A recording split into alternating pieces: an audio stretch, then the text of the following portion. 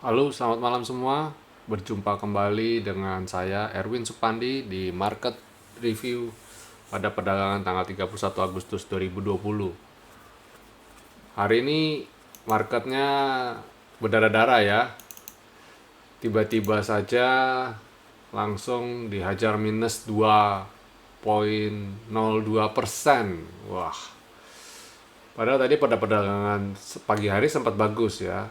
Ini kita lihat kelihatan di chart hourly-nya. Di chart hourly-nya tiba-tiba dibanting ya di sesi 2. Coba kita lihat yang 15 menit lebih kelihatan lagi. Nah, ini. Ini ketika habis sesi 2 langsung marketnya terjun bebas ya, setelah sebelumnya masih masih fine-fine aja ya. Fine-fine aja, terus sesi 2 langsung babak belur nih, aksi jual. Kira-kira sentimen apa nih yang bikin market ambruk? Ada kekhawatiran dari para pelaku pasar bahwa esok hari akan diberlakukan aturan ARB yang kembali ke 25%. Batas bawahnya ya. Maksudnya batas bawah sama batas atasnya imbang ya, atas dan bawah imbang. Kalau auto reject atasnya 25%, maka auto reject bawahnya juga sama.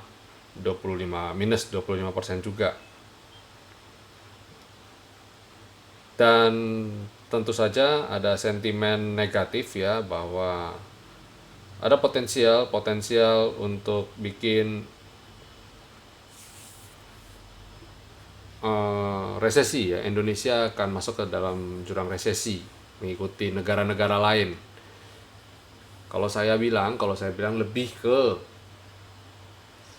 posisinya saat ini IHSG naiknya sudah rally cukup panjang, dan yang disayangkan adalah turunnya langsung drastis. Kita lihat aja nanti besok, pada perdagangan besok, apakah level V-line dan selendang ini bisa jadi support nggak? Biasanya setelah turun ekstrim, biasanya dia bisa rebound ya. Contoh ini, setelah turun ekstrim dia rebound.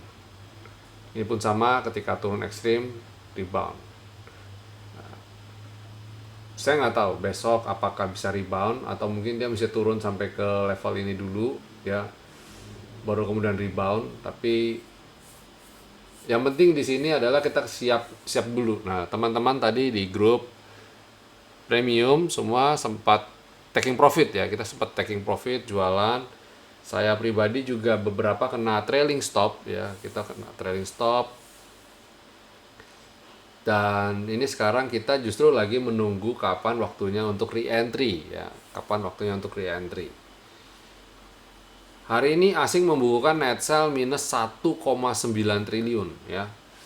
Nah, kalau kita ngomong asing, sebenarnya saya akan plot net buy sell. Kalau kita ngomong asing, nah dalam 2 hari atau dalam minggu kemarin lah, ini kan daily ya. Nah, ini dalam minggu kemarin itu dia memang sudah tanda-tanda jualannya udah cukup masif ya. Naik sedikit di akhir minggu. Nah, hari ini jualannya cukup masif, dan sepanjang 2 bulan terakhir asing masih membukukan net sell.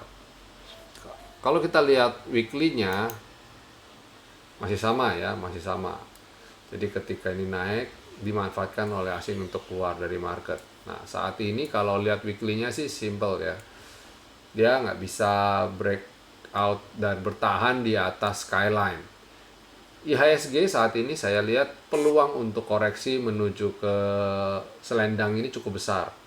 Jadi bagi teman-teman yang posisi masih ada posisi, batasi resiko ya, jangan takut untuk cut loss.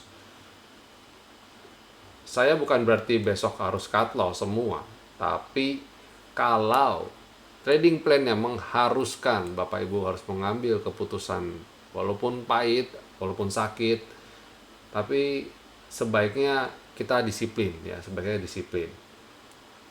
atau sedikit lebih ekstrim, kalau tidak bisa, kalau tidak punya trading plan bagaimana Pak? Nah, ini Kalau belum punya trading plan, Bapak Ibu harus belajar cara buat trading plan ya. Cara buat trading plan adalah ketika Bapak Ibu beli, level targetnya berapa, level stop lossnya berapa. Itu dulu dilihat itu dulu. Jadi belinya kapan atau average-nya berapa. Nah, kita lihat. Nah, kebetulan kalau di chart saya, setiap kali entry sudah ada target ya, target dan stop loss. Jadi let's say Bapak Ibu masuk di level ini ya, di sini Bapak Ibu masuk, maka targetnya kelihatan tuh. Nah, ini targetnya, target pertama, target kedua, dan ini stop lossnya. Kalau turun sampai kena ini stop loss, ini jual kena stop loss di sini, harus cut loss di sini. Tapi selama belum kena stop loss ya jalan dulu aja. Tapi ternyata ini kan sudah kena target satu nih, dan dia sudah kena trailing stop ya, potensial untuk dijual dulu. Jadi posisi profit nih, kena trailing stop. Jadi posisi, kalau contoh ini kebetulan yang saya pakai adalah IHSG. Jadi kalau posisi ini sekarang kena trailing stop. Tadi saya ada kena trailing stop di Semen Gresik ya, Semen Gresik. Coba saya akan buka. Nah ini,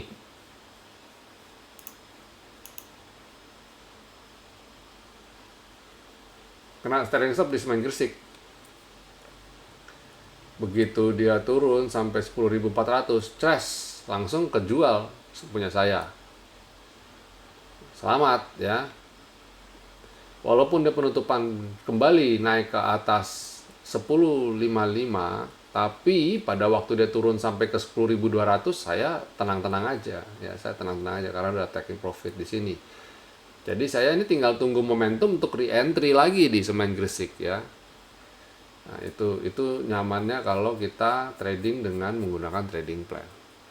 Sebelum saya lebih jauh mengulas rekomendasi saham, saya akan coba ulas secara sektoral beberapa sektor yang hari ini menjadi pemberat indeks ya. Salah satunya miscellaneous industry. Kalau miscellaneous industry ini pergerakannya identik dengan Astra International ya. Coba nanti kita cek. Nah, ini ketika dia breakdown V-line, ini sudah hampir dipastikan bahwa dia akan menuju ke skyline, dan apakah dia akan, ini skyline bisa menjadi areal supportnya, kita lihat ya nanti ya. Nah, kalau sebelumnya historical sih bisa ya, tapi kali ini apakah bisa apa enggak, kita coba akan lihat besok. Coba sekalian kalau kita ngomong miscellaneous industry, coba kita ulas Astra International. Nah, kan sama persis tuh, coba Bapak Ibu lihat ya. Ini Astra International dan miscellaneous industry, plek, sama persis plek ya. Jadi sektor ini ya identik dengan Astra International. Lalu selain miscellaneous industry ada infrastructure. Infrastructure seperti kita duga, seperti saya sudah review juga di akhir minggu kemarin, potensial untuk koreksi ya, dan nyatanya ya koreksi benar ya. Nyatanya koreksi benar. Dan ini adalah area supportnya dari infrastruktur. Kalau infrastruktur, pembobot berat ada di Telkom dan Pegas sih.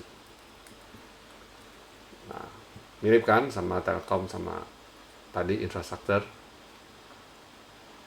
Kita lihat ya, apakah ini mampu menjadi support dari Telkom apa enggak areal ini.